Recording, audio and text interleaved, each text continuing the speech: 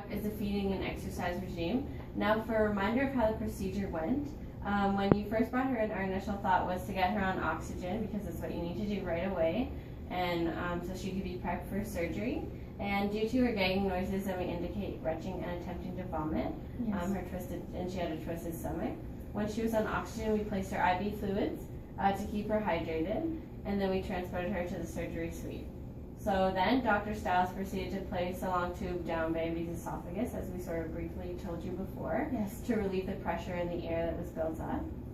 And then once all the air was removed, Dr. Stiles incised the abdominal wall, just on her side here, and gently placed the stomach back in its original position, and then kind of sutured it to the wall so that it makes the stomach stay on the wall, in order to prevent the twisting of Bambi's stomach again. Well, that sounds like a really complicated procedure. Were there any complications? The surgery itself went very well, actually, but we did run into one issue when Bambi's blood pressure started dropping slightly. We gave her a shot of glycopyrrolate, and shortly after that, her blood pressure returned to normal, because that's what that medication does for animals. So, yeah, we overcame that, and that was great. Oh, that's so good to hear. Thank you so much. You're welcome. So she did give us a bit of a scare, but as I mentioned, aside from her blood pressure, Bambi's procedure went very well, and she recovered awesome. Excellent. Now you mentioned take-home instructions. Yes, so thanks for remembering that. And once you bring her home, you'll need to take multiple things into consideration. So we can start with the feeding. So you said she likes to inhale her food. Oh, yes. And run around a lot afterwards. And that basically caused the excess air in her stomach.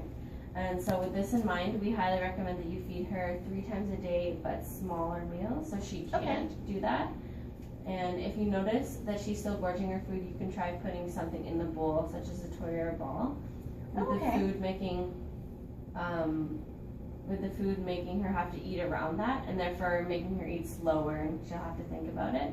And this goes the same for water, excessive drinking, and then she can swallow it, and there's more air going in, right? Though that makes a lot more sense. Yeah, so you just have to monitor that as much as possible, probably stay with her when she needs to eat and drink. So that's pretty much it for food and drinking. We can move on to the exercise. So she should have a very limited amount. And you said she liked to run around and get as much exercise as possible, but unfortunately for at least a few weeks, she needs to be extremely limited as to how much exercise she can receive. And due to her abdominal incision and bandage, strenuous exercise is highly discouraged, because sudden movements could, rip the bandage off, or could tear anything that we did. So we don't want her to be in pain. Okay. So I would recommend her to be on leash walks, and we suggest for the first 2 to 3 weeks. Just keep going. We suggest for the first 2 to 3 weeks the leash walks when she gets out of the hospital. So that's pretty much all for most of the regime. There's one more thing before you go. You also have the pain medication, which she needs to get. Just follow the instructions very carefully on the bottle that we're going to give you, so that it can help relieve the pain that she's in. Okay, I think I can do that. Perfect. So, and the pills you have to chase with some water. We'll give you some plastic syringes, so you can just do that. It'll be easier for her to swallow it. Okay, awesome. Now, where should I just shoot the water into her mouth, or you can just kind of pop it onto the side and hold her mouth open and try it. Okay, perfect. Kind of squeeze it in.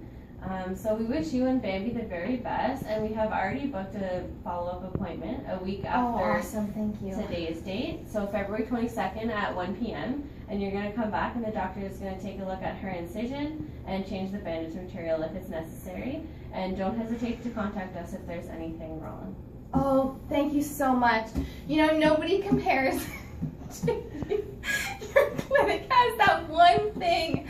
This is the best clinic ever. I know. That was a One Direction reference, by the way, Shannon.